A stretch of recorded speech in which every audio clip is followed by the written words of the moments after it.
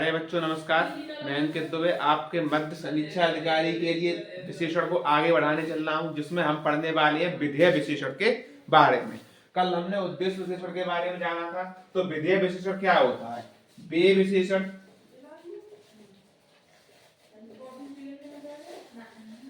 जो संज्ञा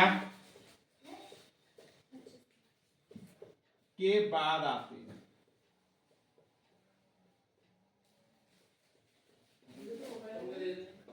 विधेय विशेषण कहलाते हैं। उदाहरण की बात करें तो उदाहरण में हम देखेंगे राम की कमीज काली है। राम की कमीज काली है। आपको दिखाई दे रहा होगा कि कमीज जो है संज्ञा है और कमीज के बाद आया है काली, तो वो हो गया हमारा विशेषण। तो सब संज्ञा के बाद जो चीज आएगी वो हमारी विशेषण कहलाएगी। एक और परिभाषा आती है दूसरे शब्दों में।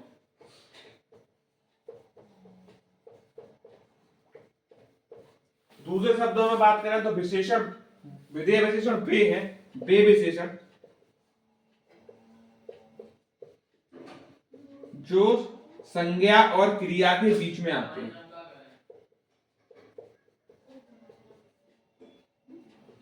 संज्ञा और क्रिया के बीच में आते हैं। कैसे आते हैं उसके बारे में हम पूरी जानकारी लेते हैं। जैसे उदाहरण बोले, सीता अच्छा खेलती है। आपको दिख रहा होगा खेलती क्रिया है और सीता है संज्ञा, और बीच में आ गया हमारा विशेषण जो कि अच्छा है। इस हिसाब से हमने दोनों तरीके की परिभाषा के साथ एग्जाम्पल को देख लिया। अब हम चलते हैं अर्थ के आधार पर विशेषण के भेद। अर्थ के आधार पर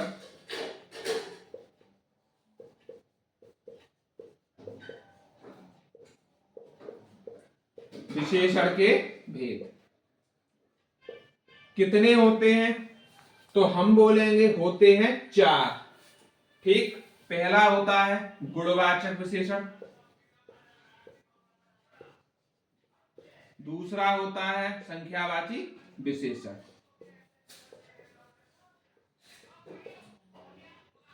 संख्यावाची विशेषण, तीसरा होता है परिमाणवाचक विशेषण,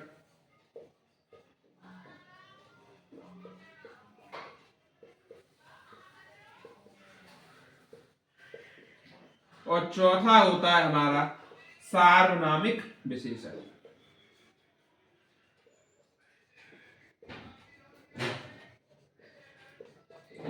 अब एक चीज और हम आपको बताते हैं।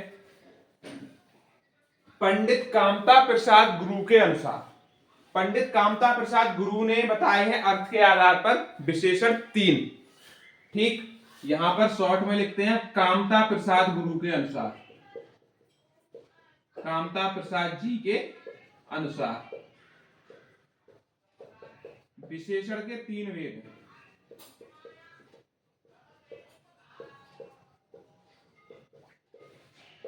तो उन्होंने जो विशेषण के भेद लिए हैं, उन्होंने लिए हैं इसके साथ इसको और इसको, और इन दोनों को आपस में कर दिया है मर्ज। क्योंकि संख्यावाची होते हैं वो निश्चित भी होते हैं और अनिश्चित। ऐसे ही परिमाणवाचक में निश्चित और अनिश्चित, उनकी संख्या काउंट की जाती है। तो कामता प्रसाद गुरु कहते हैं कि 3 प्रकार के होंगे, गुणवाचक विशेषण, संख्यावाची विशेषण और सार्वनामिक विशेषण आते हैं।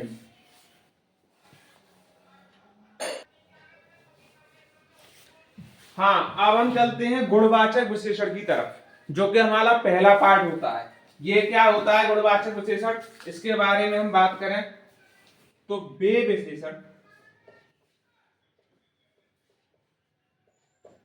जो संज्ञा या सर्वनाम के गुण या दोष बताते हैं, गुणवाचक विशेषण कहलाते हैं।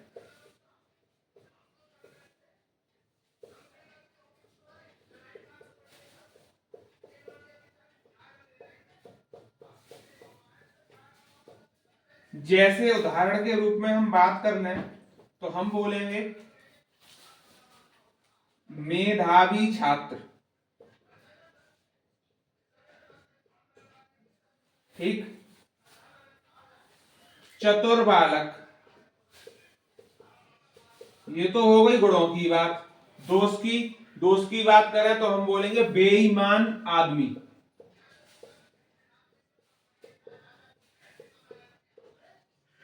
अब हम बात करने चल रहे हैं गुणवाचक विशेषण 7 प्रकार के होते हैं।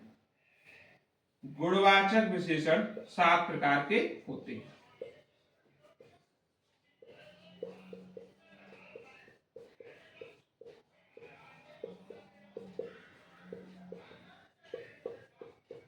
कौन कौन से होते हैं?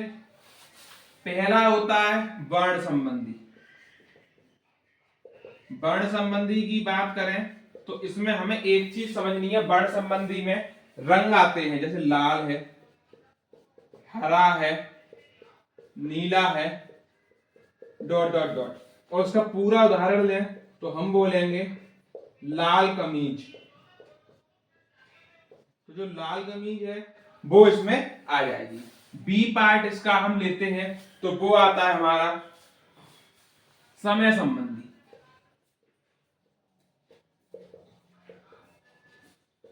समय संबंधी के बारे में बात करें तो समय क्या होगा?